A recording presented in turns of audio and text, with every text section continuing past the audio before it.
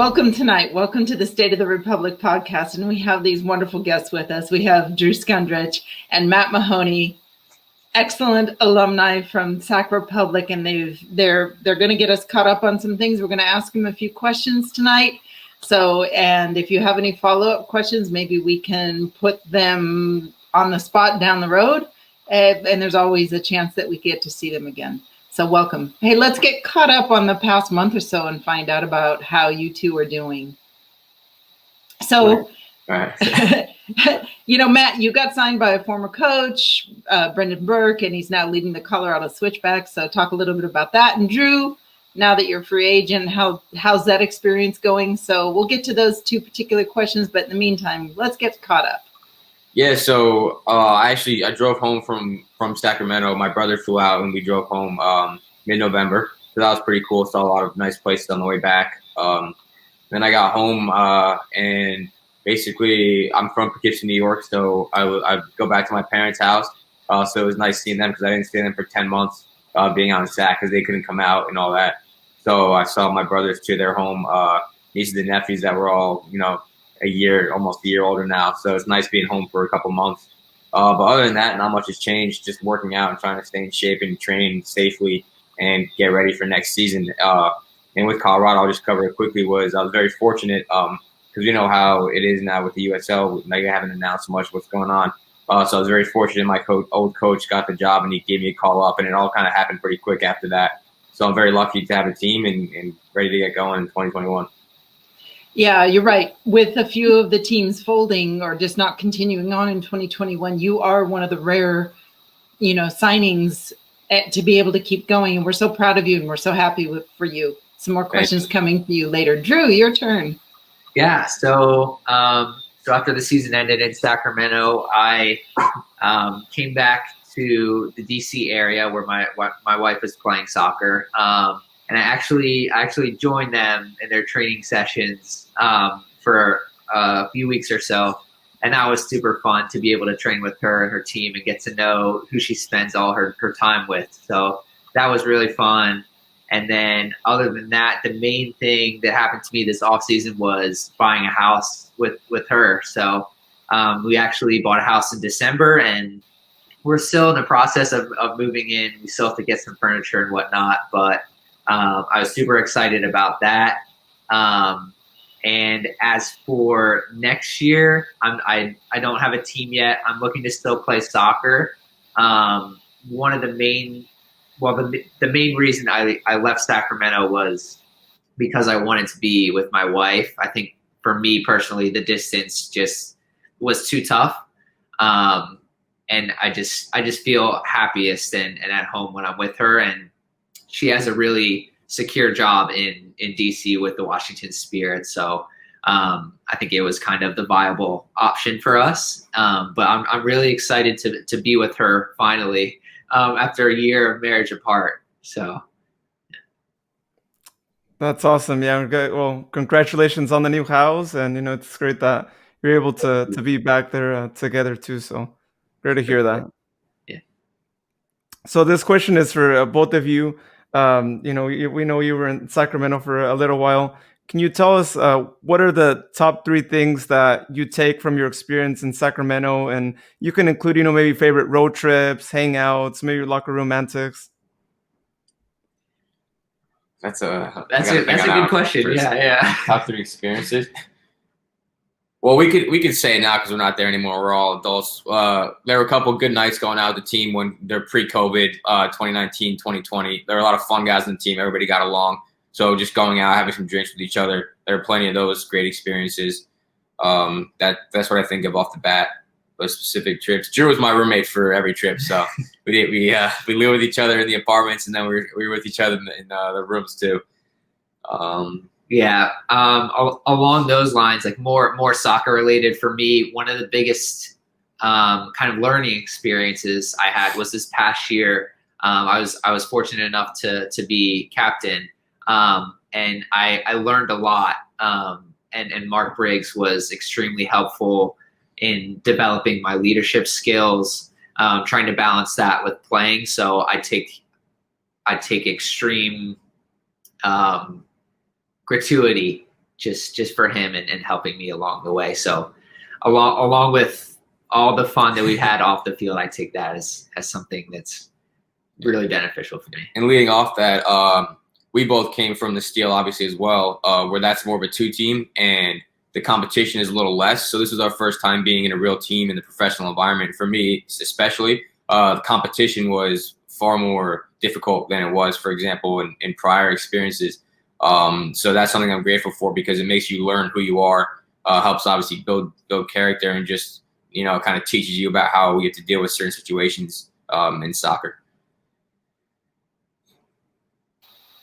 So that's excellent, but I'm going to jump ahead to kind of a weird question. When we talk about memories, like, who was the biggest jokester? You, Matt, Drew, or is it Sam? The three of you. Out of the three of us, I would say Matt, for sure. But yeah, I can get a little weird, but that's all right.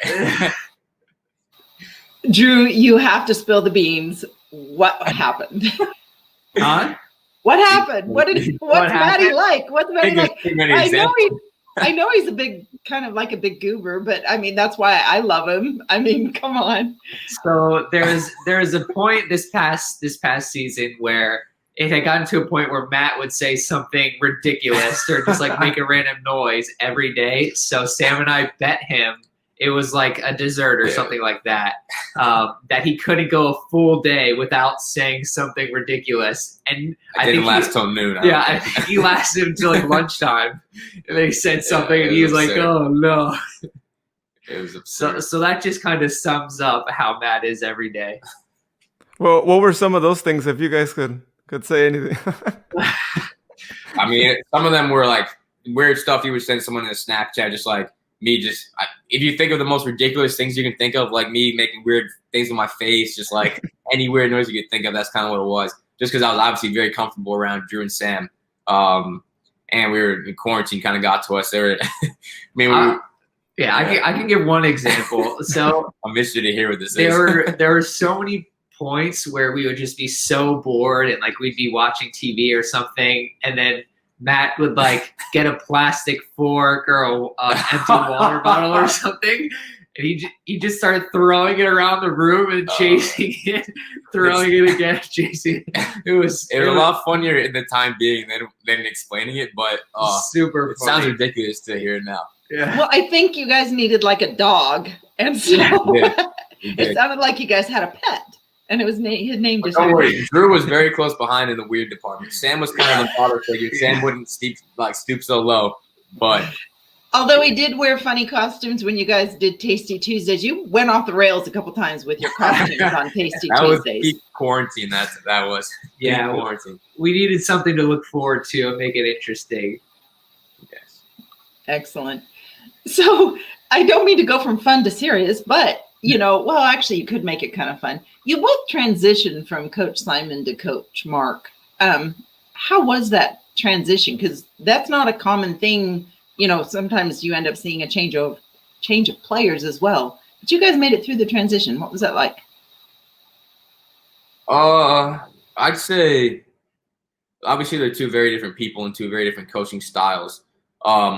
Personally, I struggled under Simon in the beginning and felt like I had to prove a lot. But then I had some success mid-season, and it was up and down. And I just say it's something that I experienced in pro sports for the first time, was dealing with different coaches and how they go about things. So the transition is kind of like I like to use, if you get a new boss, for example, you kind of have to try to please all your bosses. And so that's kind of what it's like. It was a smooth transition. And Coach Briggs came in and did a great job. Simon did a great job as well. So yeah, I think it was pretty smooth. It's just how you deal with it and how you're able to then please like the new coach that comes in. Yeah, I think it was a pretty smooth transition as well. I think that Mark was really prepared going into season. He had sent us a document with his playing style before we had even gotten there for preseason. So he was. Yeah, it was really fluid, and you could tell when we got there, everyone was ready to go, and we all had a couple goals in mind with just like him keeping the standards so high, everyone needed to be up to that level to be on the squad. So he just implemented a good culture right off the bat, and I think that if COVID didn't happen, I feel as though we would have been more successful. But yeah, I felt like it was pretty smooth. I think it's beneficial for us because it's nice to go back to the same club you were at the year before, because then you're familiar with more of the players on the team. You're familiar with the locker room, the stadium, the fans, the GM was the same. So that was really helpful for myself. Yeah, just the familiarity made it a lot easier. Yeah, that's good.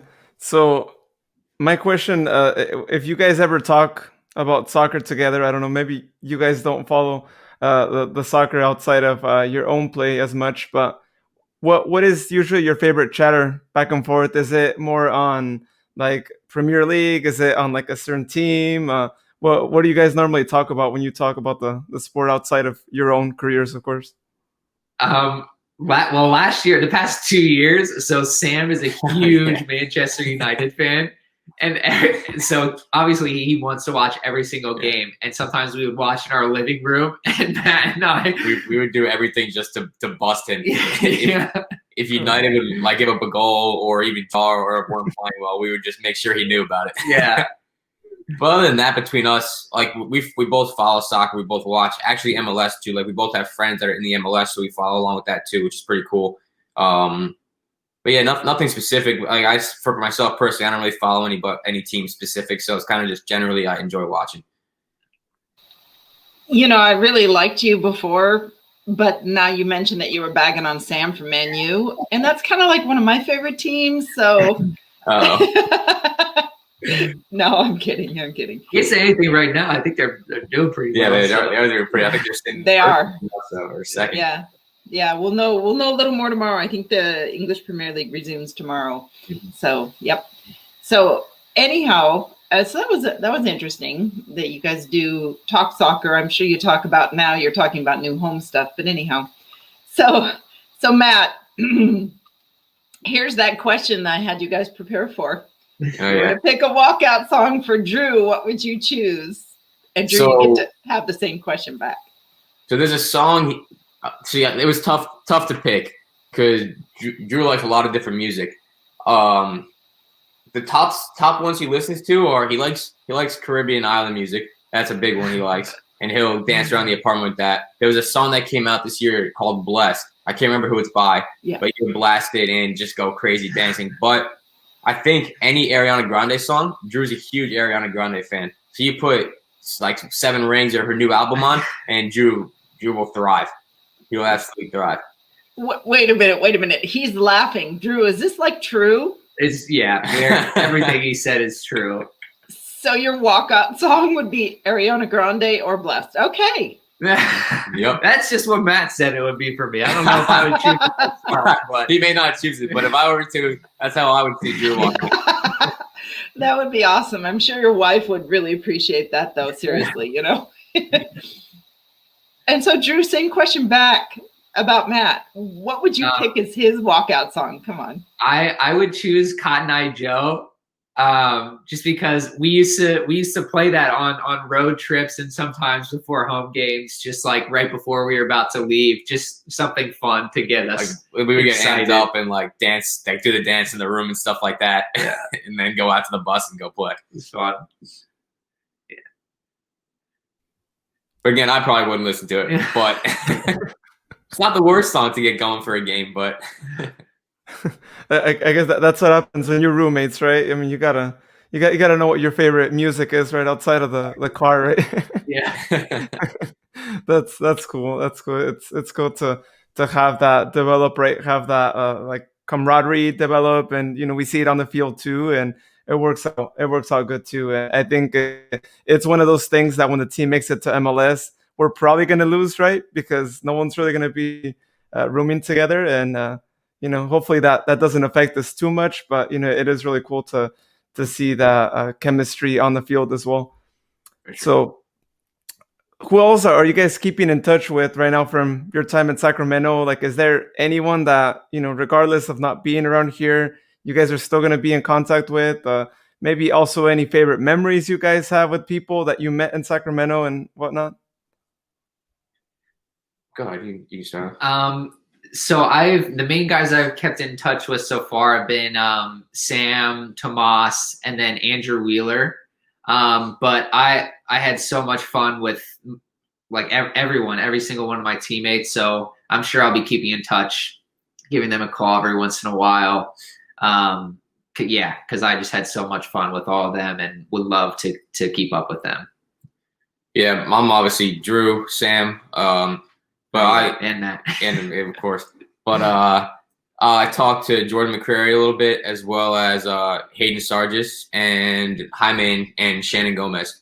I talked to a little bit, so I'll definitely miss those guys. Have built great relationships over the 2 years, so I'm glad to be back out in the West to be able to go play them again. So that I'm excited for that. Yeah, and I was curious, did you guys get, like, I know that the front office staff, besides the coaching and the technical staff, you probably had a chance the first year, more so second year, to get friendly with them. And then, Matt, I do have a more serious question for you. So was there anybody in the front office that sticks out for you? The ones that we were most close with were JJ was huge with the media for us this year. Kevin Burdick, Ira was close with us a lot. Who am I missing? Allison helped us on the financial side. Yeah. Ira was an answer on our Jeopardy. She was. Yeah. So I'm glad you guys mentioned her, because that means that, you know what she did, and that's important. Yeah. Cool.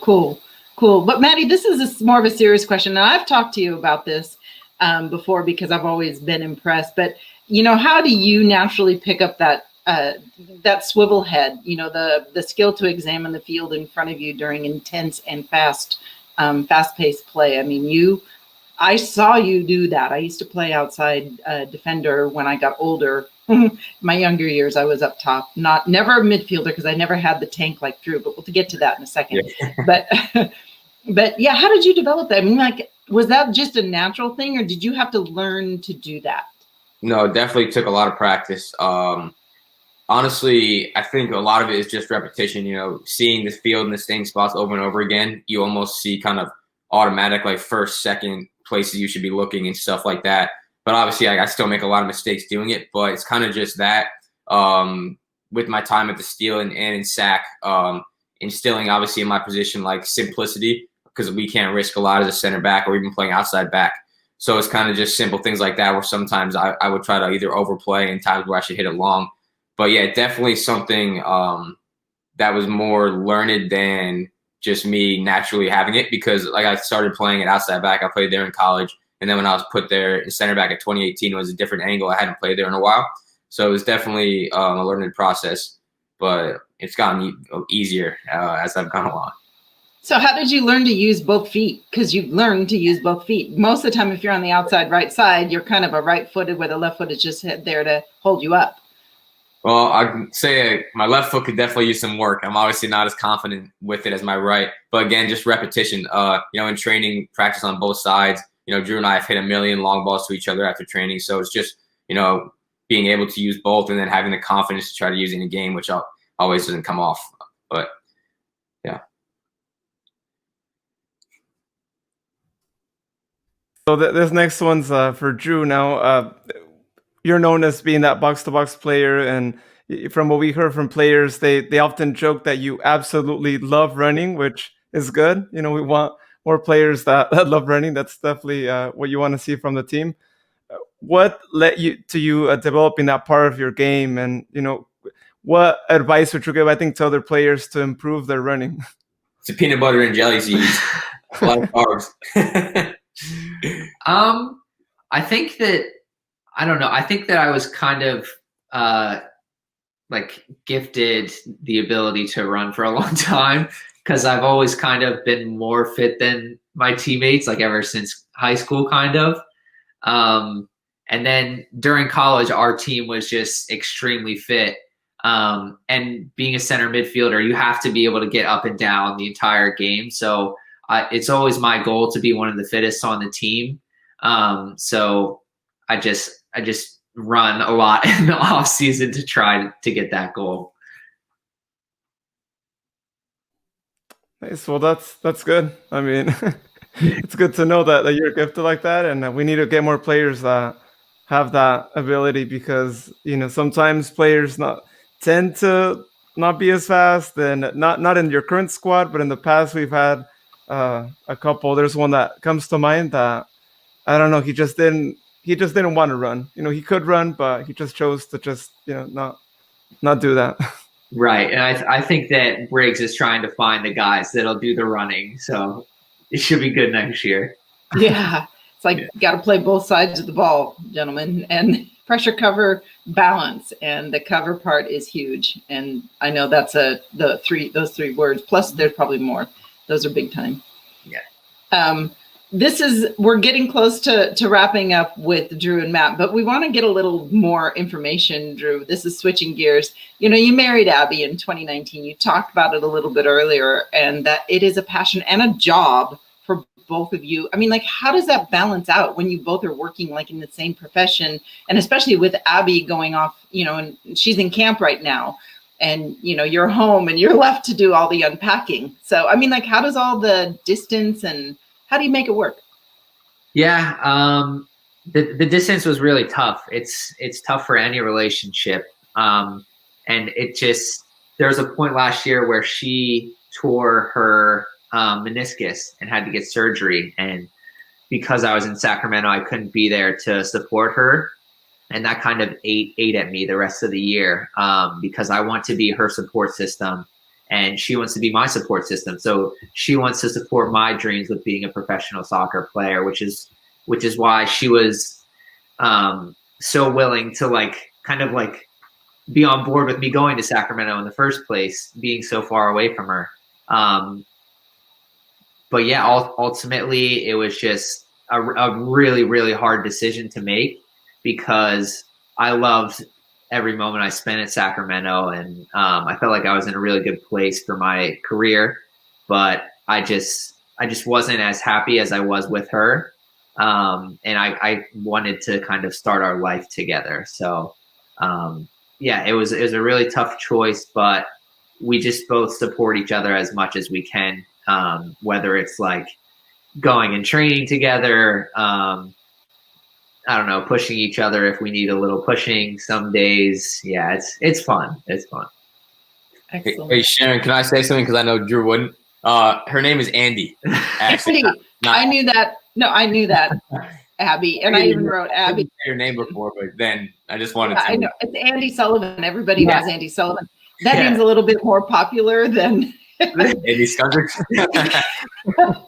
But you know what? There are people out there right now that are hoping for you for MLS, for both of you. You're still young in your careers, both of you are. So, there's so much more to go, and it's very good. Well, yeah, Matt, so we wanted to know if you could tell us more about your parents, that they attend your games and youth, college, and when you were in SAC, how did you stay connected? We know that you're all the way in New York, so it's like coast to coast, right? So it must be difficult for them to come on down. Yeah, so one of the first comments actually what my dad made when I got home was this was the first year he'd never been able to watch me play a live game, because they were crazy. I'd say crazy because they would drive like round trips, like 5 hours plus, to come watch me play. And like growing up, soccer, like competitive soccer for me, was an hour and a half away in New Jersey. So we would do that like 4, 5, 6 times a week. So obviously I'm very thankful and grateful. But yeah, they came to everything. They came to all my college games, anything they can get to. They came out to SAC in the first year in 2019. But yeah, they stay up, and I'm sure Drew's parents are the same being out here. They're 11 p.m. starts for them on the East Coast, but they don't mind. They take their naps before and then, stay up. So very grateful and thankful to have that support. It must have been wonderful for you to see them again. Yeah, and thank you, Luis, for asking that. And I'm hoping that this comes through okay, that you can hear me now. Yeah, all good. Yeah.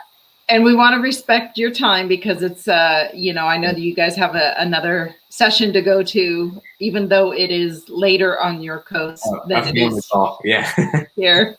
All right. So, Luis, any last minute questions or anything for our two wonderful Sacramento Republic alumni? Yeah. What's a message that you guys want to tell all the community in Sacramento, all the fans and whatnot, since we weren't able to see you guys really, right, this past season, sadly. So what is a message that you want to send to everyone?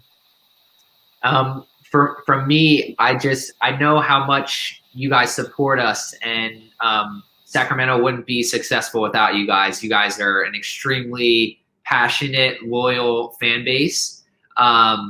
And it's kind of like a family out there. So thank you for the past 2 years. From me, it was a joy, and you guys made it even better. Yeah, honestly, same for me. I'll never forget, even this year in COVID, coming back from our trips and leaving on the bus, and you guys at Cal Expo, waving us goodbye and cheering us on. So you can't get fans everywhere like that, especially in the USL. So thank you very much, and we'll definitely miss you guys. Awesome, and shout out here to Sharon for organizing some of those. Thank you, Sharon. Hey, we just love you guys, and when you're semi-retired, you get to do those sorts of things. Yeah.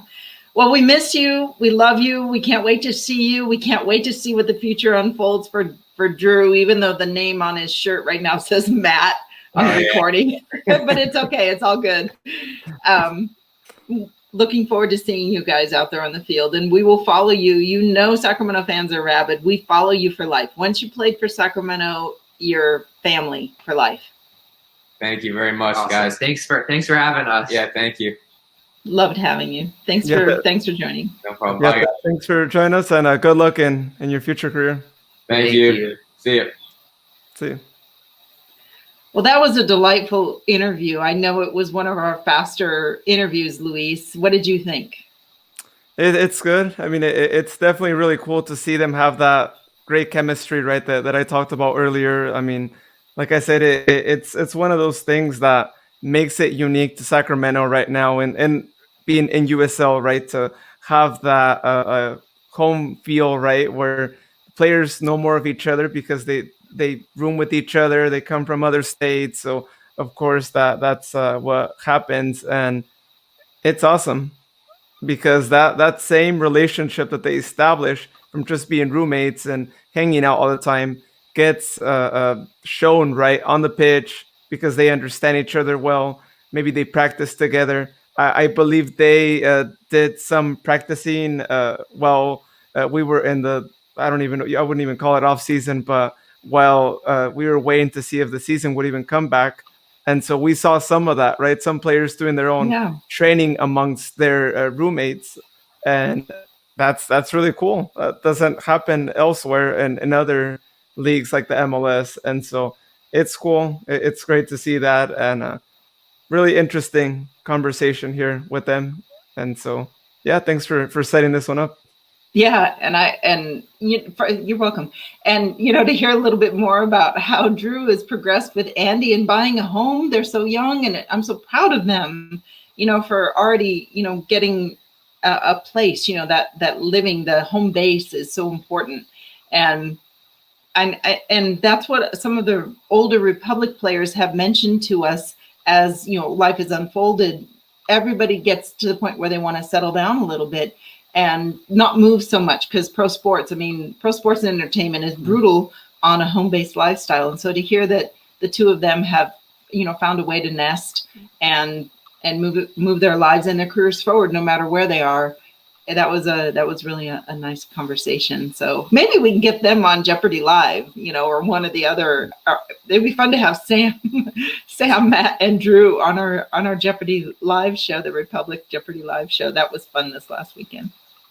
Yeah, that would be something else, especially being that they were roommates. I think that chemistry would greatly show on Jeopardy, and it'd be interesting to even just craft the questions, right, and find out what are some of the questions, what's a category. Maybe a category would be another player that was in the squad, the James Kiffey of 2020. we'll have to think about who that one might be. I think there's a lot of good candidates there that could take over that category. Oh But, my. yeah. Right. So I'm actually going to throw a question up, in case anybody's watching, what categories, I mean, you should send us a message. It doesn't matter on what method, if you're watching this video podcast, let us know categories that you think would be interesting, and we'll figure out a way to develop some questions. And what should we be probing around with, because the game show needs to be more fun than serious. Although I'll tell you, this last weekend with Billy and Jeremy and Jared, it got competitive. You could tell that they wanted to get the answers right. Yeah, it really did. It was actually really interesting to have the dynamic between them. And if you haven't seen that first Jeopardy, go to our social media, go to our Facebook, our Twitter. It's on both of those pages, actually on our YouTube page as well. You can also see it there. It was a lot of fun, really cool. Our champion ended up being Billion Bijeb, our first ever champion. Again, congratulations to him. We will be seeing him on future episodes, by the way, as he is the champion that is trying to hold on to that title. So be on the lookout here as we do organize another one in the following month. We're trying to do them once a month, so should be really interesting. Should be something to look forward to next month. And gotta say thank you to everyone who tuned in. Last I checked, I think we were at like over 200 views on Facebook. On Twitter, I think we passed 100 views. YouTube has gotten a couple as well, and it's awesome. For our very first one, I think it was a hit. Thank you to everyone who also left comments and left their questions. A lot of them were really interesting. Definitely had us laughing on some of them, and it's cool. It's cool to have that interaction, and we got through, I think, most of the questions, if not all of them, actually, as I was watching on the replay. Yeah, I think we did. I think we got through pretty much all of them. I know that there was somebody who wanted the players to answer the question with the question, like what is or who is, and we're like, no, they're just soccer players. I don't want to train them. Well, no, I shouldn't say just soccer players. A lot of them have, high level degrees. They're very intelligent people. So it was a little bit of a joke. But yeah, we're not going to hold to the true Jeopardy format. Maybe as we go a little further down, we might have to do that. Danny, I think it was Danny that said, there's rules to Jeopardy. It's like, yeah, sort of. It was fun. It was good. Yeah. And we do appreciate everybody watching this interview with Drew and Matt. And then, of course, watching the Jeopardy. I think I had family members watching, and it was great. And then friends that are family. I know that some of my good friends were watching as well, and probably having a good chuckle. So anyhow, can't wait.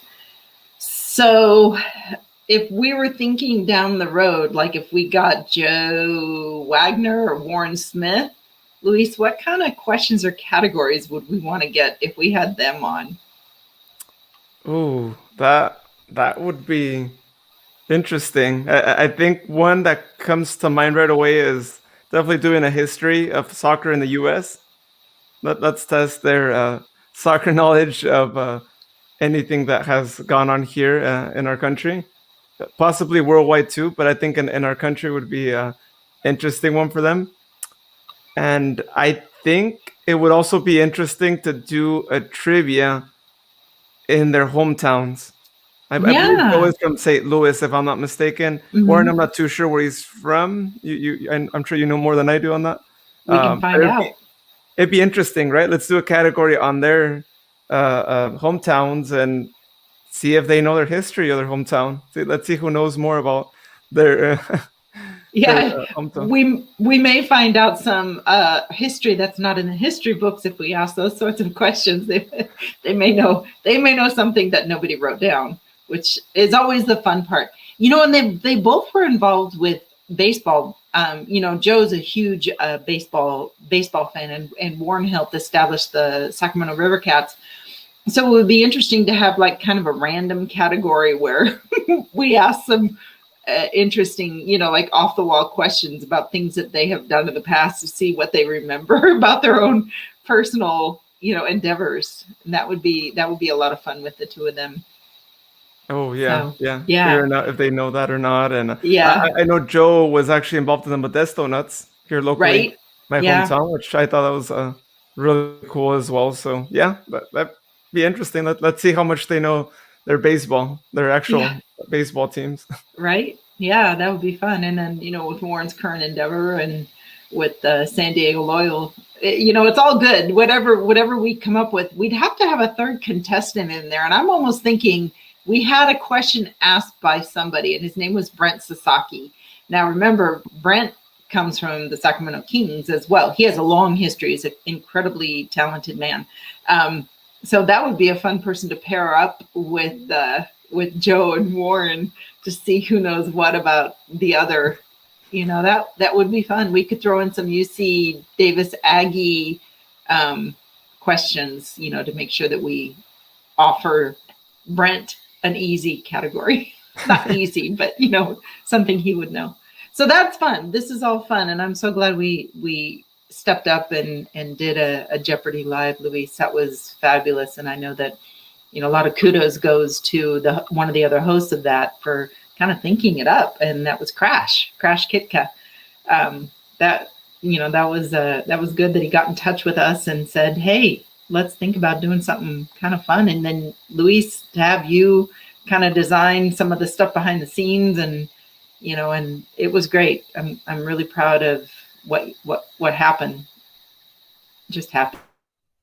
Yeah, I agree too. I mean, it was good, and yeah, shout out to Crash. I mean, he definitely was the one who brought up this idea to us too, and we did always wanted to come back to the live scene, as you guys have known, right? In our previous podcast, we actually did do lives, and so season isn't going on right now, so we have to think outside the box when we did a live. And I'm really glad that it worked out. I think there was a minor thing here and there, I think, that happened, but of course you expect those things when you're first doing your first live game show. And shout out to you, Sharon, for those categories. Really well thought of. And I was surprised by hearing some of the answers of our contestants, but it was actually good. I think we all had a good laugh at hearing some of the guesses, and I think Bijay put it right.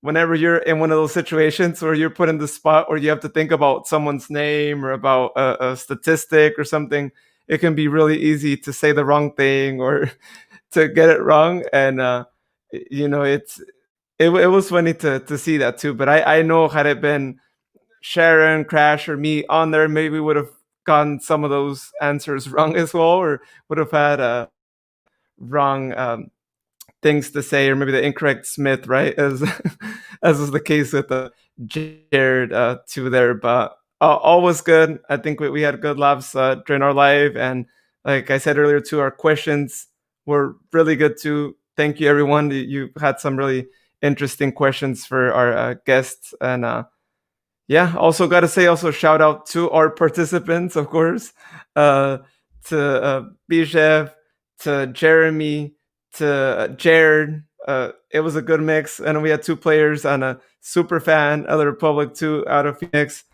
It was a really good dynamic that the three brought to the table, and that's one of the things that we looked at, is that we wanted to have a group that had a really good dynamic, that would have us all just laughing and enjoying ourselves during that live. And it was good, and we've gotten a really good response from people who have seen it. And again, if you haven't seen it, it's on our social media there for you to check it out. I am going to be putting it up on Instagram as well.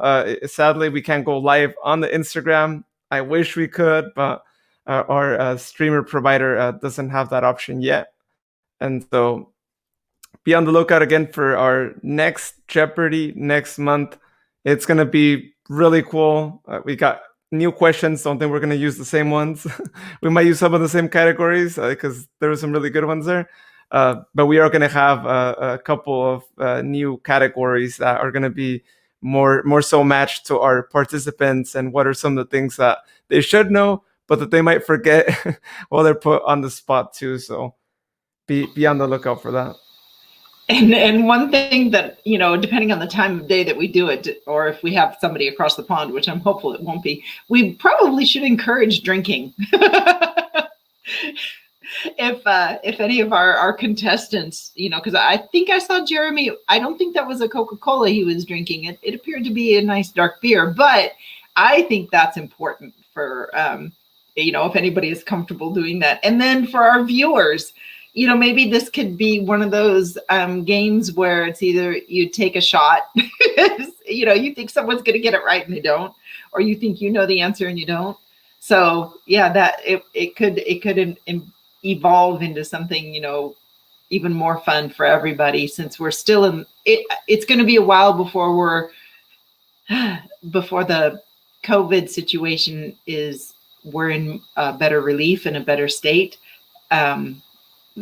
So in the meantime, we just have to find ways to have fun. And this turned out to be like a delightful surprise if you think about it. Because I watched it afterwards. I watched the game myself, and I found myself, even though I was there during the game, I found myself totally cracking up during parts, and I knew what was going to happen, but I still was laughing.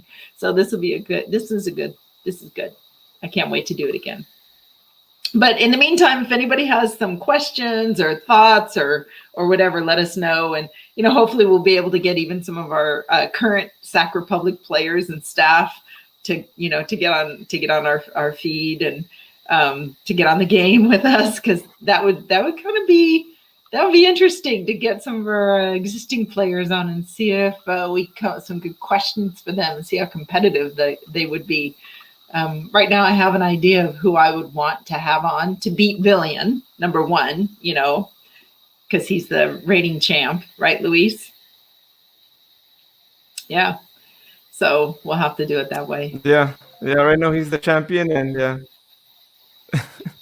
yeah, he wants to continue it, as you guys heard on the live too. So yeah, I think we're probably going to continue him on too as the champion, and it'll be the ongoing tradition, right? The champion on our Republic Jeopardy continues to be on, and let's see how far he gets and whatnot. But it's going to be interesting. Again, we're going to keep developing this game, and potentially one of the first things that comes to mind is at the end of the year, whoever is our champion that has been on the most, whoever has defended their title the most, they'll probably get a special prize. We'll definitely look into that too, and they'll be the reigning champion of champions of our Republic Jeopardy. So be on the lookout for that, because we have a lot of plans in store for that. Also, for the listeners, for anyone watching us, since we're also on video format, we will also have an opportunity for you to also be on. As you saw, Jared was on as well, but we also want to have fans participating in the game show, in a couple of them. So if you are interested in being in one, please send us a message, leave a comment, just try to get into contact with us in whatever way possible, and we will try to have you on a future Jeopardy. But do act quick, because there are limited opportunities. But as of now, we're only doing it once a month. We'll see if that changes in the future. But right now, we are going to be doing it once a month.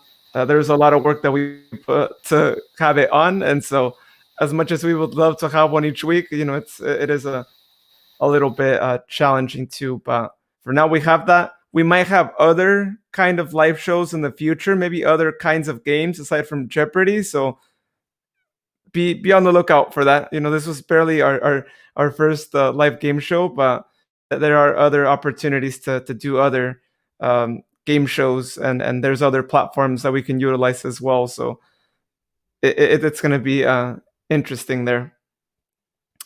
So wanted to say to everyone, thank you for tuning in to our very first, not just podcast audio, if you're listening to on our podcast, but also our first video, which we call a video podcast. It's going to be us here talking, parts of it edited, not so much as the podcast. So you might notice some moments where maybe our internet kind of freezes because we are recording via a platform that allows us to record multiple people at once. And of course, we're not in the same room, so we can't really have the same camera recording all of us. So these things are going to be happening. But if you tune into our podcast, if you're not listening to the audio form, that's all going to be edited. But we just thought we would also have the video of us actually doing interviews posted on the show as well. Is that always going to happen? Maybe not always, but we are going to try our best to always, or to try our best to have it up most of the time on our YouTube channel, also on social media potentially. But for the beginning, we're just going to be on YouTube. So please subscribe to our YouTube channel. It is actually one of the more convenient platforms for most people to tune in, as everyone has YouTube on their phone, and you could stream to your TV and have us playing on your TV as well. And so please subscribe to our YouTube channel if you're not already. You can find us by searching State of the Republic podcast on YouTube. If you can't find it for any reason that way, then you can also look up Republic Jeopardy Live. You can also find it that way if you find it via our actual live show that we did, as that was actually our first ever video too. So might take a little while before YouTube gets us showing up for our own name, since we are a relatively new channel. But we are going to be putting up again most of our podcast recordings on there with this cool little nifty format, this nifty background, our logo that you see here on the screen. That if you see the Republic Jeopardy, it's all familiar. We're trying to have our show also again be on the video format, showing you essentially the raw footage, I guess we could call it, Sharon, of if we make a mistake, we do a blooper, it'll probably show up. It'll show up. But the cool thing about having the video podcast when we do it periodically is being, for people to be able to see all of our faces and our guests, the faces of our guests. We're behaving ourselves a little bit. Luis is well behaved all the time, but always not so much myself and some of the other hosts. We're not as well behaved. So, you may see, or you may hear somebody's cat. It's just like being on Zoom for work or whatever. There's other things that happen, on the video that, I could mute it, but then all of the next thing you see is the cat walking across. So it all makes it very much more interesting in my mind. And I love seeing the guests. I love knowing that you can see the guests, that, anybody who's watching it can also see the guests, but listening to them is just as powerful. Like if you're in the car and you can't pay attention, you put on the podcast. It's great to listen to all of it. And Luis, that's great.